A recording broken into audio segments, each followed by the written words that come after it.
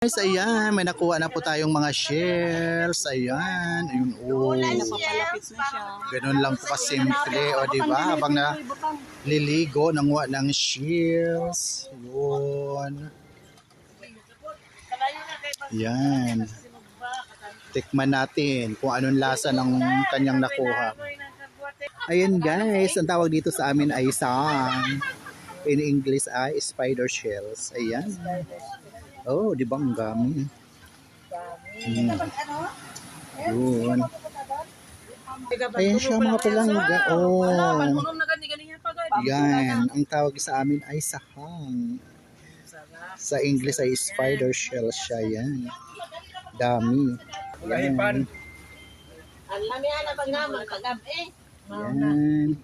So yun guys, libreng ulam na po. Diba? Ganun lang kasimple pag masipag kang sumilip. Ayan, may ulam ka na. Ayun.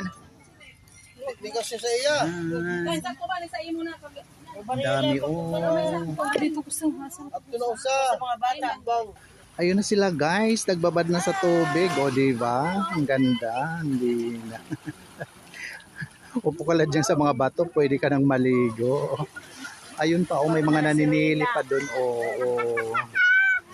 Nangunguha din yan sila ng shells. Yan. Ha? Ang galing. Ayun.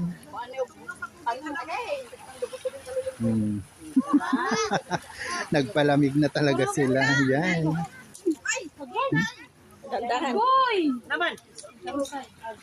Ayan, nagparikit na po tayo ng apoy kasi pwede siyang iihaw ang ating shells. Ayan, kaya shout out sa aking friendship dan si Emily Mayer Valieta. Ayan kami. Ayan. Oh, inggit ka friend, no? Ayan. And also shout out to my co-admin Ma'am Lady Lemos ng Team Reels. Shout out. Ito po ang aming lugar. Ayan. Friend Emily, ayan yung sisi mo. Ayan. Diba, nagpalamig na si Ellen. Ayan. Pag mainit, meron tayo napupuntahan na lugar. Pwede na tayo magbabad ka agad. Ayan po ang aming kapaligiran mga palangga. Ayun naman po ang aming barangay. Walking distance lang po itong lugar na ito para mapuntahan natin, makapaligo ka na. So yan. Thank you so much muli. Maraming salamat sa inyong patuloy na pagsubaybay sa aking mga mamunting video sa Ramil Hadler Ella Vlog. Love you all guys. Yeah, this is all po. Thank you so much. Bye for now. Yun.